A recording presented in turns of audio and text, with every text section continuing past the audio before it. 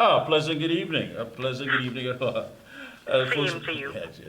We have former UNC Senator and UNC activist Marsha Walker with us. Yes, indeed, it has been quite a week for you. Last week, of course, has been quite a week for you. One of the things that I really want to ask you, and many people have been asking, is that do you believe that there are certain individuals who are being wrongfully targeted because of their opposing narrative of the administration? I do think that we are at a time in our country's history where those who oppose the government are definitely being targeted. You would have had Gary Griffith speak out asking, or I don't even think he asked. I think he said that his wife was illegally, her phone was illegally being tapped. Something like that. You're in the news. You might know the details of that a little bit more. So I think we are in dangerous times. But c'est la vie, we fight. And that's just it. I mean, you say we fight, but how many people understand that at the end of the day, our basic civil liberties, our freedom is simply being, encroached upon? And where it is that simply going out there and standing up and protesting has become such, it's not really a cat and mouse game, but it's something very serious. Those who have been arrested, tear gas, you name it. I mean, at this point in time, what keeps you going? My children, documentaries, to give you a less philanthropic, philosophical sort of answer, even after Friday, the hate comments are there. You try to filter as much as you can because it's not healthy to have such an influx of hate and stuff. And someone sent me a clip of that movie with the engineers at the oh my gosh, NASA, the four black women, and the scene with her and Kevin Costner, and talking about the bathroom and stuff.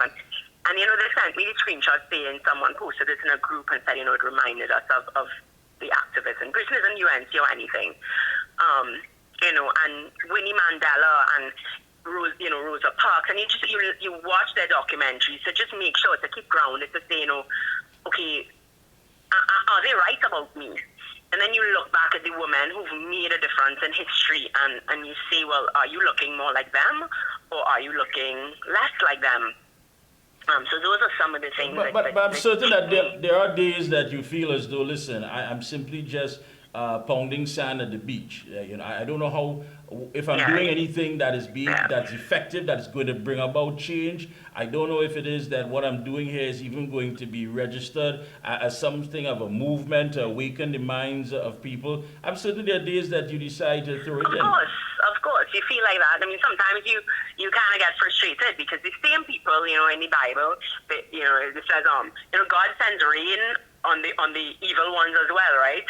So sometimes you even get frustrated because you're fighting for people who don't even seem to care, So there are days where you get frustrated, but again, you hold on to other stories, Even you look at racism, right? I mean, there is still so much systematic injustice. And would you say that Mandela's fight was for nothing? Years later. So he would not have even finished his goal, of eradicating racism. So we take on the batons of our forefathers, and we continue and we push and we push. And even if it's a seed, we keep at it, and we know and we trust that somebody's going to come after us, and they're going to water the seed, and eventually we'll get somewhere, But if we don't, then we just leave it, we leave it to be. And let me ask you, what is your biggest fear? I mean, what is the thing that, That we become like Venezuela. And the thing is, people talk about my passion, or they'll say I'm disrespectful if you're on the other side, right? But even you asking me that question, and I have to verbalize that, makes me emotional, makes me like lumps in my throat, because I don't think that I don't know how many Trinidadians really are taking stock. It's not scaremongering. It's looking at history, it's looking at trends, it's looking at charts, and I have friends whose parents would have come to Trinidad from Venezuela 50 years ago, and they speak to us and they say this is exactly what my parents speak about, because they are now Trinidadians. They were born in Trinidad. So somebody in Venezuela started 50 years ago saying that there's no hope in Venezuela, right? Just like we would have had people migrate saying, the opportunities are not there in Trinidad, and they would have migrated 50 years ago. And more, you're just seeing people migrating, people selling out their homes for like next to nothing, and they're just leaving. And so you're seeing the exact same kind of trend, right? Yeah. Until one day it's going to be, what the heck? How did we get here? And it'll be too late, because then you'll be on a pirogue, then you'll be fighting for a loaf of bread. I say to people, and again, it's not fear-mongering, Bernie Sanders, 10, 12 years ago said that Venezuelans were living more of an American dream than Americans themselves. So that was 2 decades ago, that's 10 years ago. I remember the 2020 election saying, listen, we cannot have 10 years of PNM. And it's not because I'm UNC. In fact, I got involved in politics because I saw it. I saw that we had to change, and we had to change. I was so tired of fighting on a lower level per se, It had to be at the very top. I have to fight at the very top because I was seeing it. And again, it's not meant to be fear-mongering. But in 10 years, Venezuela went from being Venezuela to nothing. Yeah, and I think if you look, based on what you're saying, I mean, where do you begin to start to separate the politics from the social issues, or what you want for your country, what you expect from a government, regardless of what government, what you hope that they will understand their role and purpose. But when you try to separate that, even if you talk to people who are older than you, and I'm sure you would weigh in on this, I mean, you're talking to granny and grandpa who believe that they are indebted not to building a country, but perhaps to a political party and system, because absolutely right. I mean, because they saw the Union Jack being lowered from the flagpole, and the Republic of Trinidad and Tobago's flag being hoisted, and that memory that's embedded in their psyche, they've passed it on to generations. So how do you get to separate what you want for your country rather than being told what a party or a system must be in order for you to function? I think, my personal take is it has to be through education. So, for example, people wonder why is there such like a hate for PNM? And I hate being lied to, and I do feel as though PNM has lied to me. I grew up in a PNM household. I have, my father literally died being PNM. And, you talk about there's this, people feel this loyalty because they owe PNM, they owe our independence to PNM. Even that, I mean, if you do the math, if you do the history and you look back at it, I mean, grateful to Eric Williams and his fight, but he almost came in at a very convenient time. That fight was going on long before. Why don't we talk about Albert Gomes? Why is he not in our history books? There were people, there was a constitution that was in place before, which means people were preparing for our independence. And PNM has successfully totally rewritten our history. I always talk about how to be a tyrant. I believe that, Netflix and these kind of documentaries sort of get information into people in a palatable manner. And that was the start. You rewrite history, so there are misplaced loyalties. So for me, it has to be a consistent retelling of our true history, where you can prove it. This is not out, and I tell people all the time, don't take my word. Ask for my sources. Go look it up. Go check it out yourself and ask yourself, why? What was our agriculture what did it look like before PNM became a political party? Oh, wait, PNM was not the first political party. Go and look into these things. Who was our first Minister of Agriculture? Who was our first Minister of Finance? Look into it. Find out. Check it out. And then hopefully some of those misplaced loyalties will disappear. Hopefully there will be a sense of anger like I have, where you've lied to me though. You have lied to me. You have set this up in a way for your own benefit. Hopefully that's, I hope people can see that, because then you know that you can't trust these people. Yeah. You know, you can't trust anything that comes out of their mouth. And let me ask you, I mean, you spoke about the fact that you're energized and you understand, you know, as far as getting out there, but you're going to take some hits. And one of the hits you took, A lot. yeah, one of the hits you took recently was the fact that there was you lost your interpretation lawsuit over whether the police commissioner's approval is required for one-man silent protest action. Yeah, well, you technically can't lose interpretation summons, but what happened was the judge dismissed it. But, you know, the thing about it is we act, you know, and that's something that we get, which of course is why I really do like Kamala Prasad-Bissessel. Like, I tell people that I genuinely like her. You know, I have only voted for UNC when I voted for myself. So it's not a UNC thing, you know. When I looked into it, I genuinely really like her.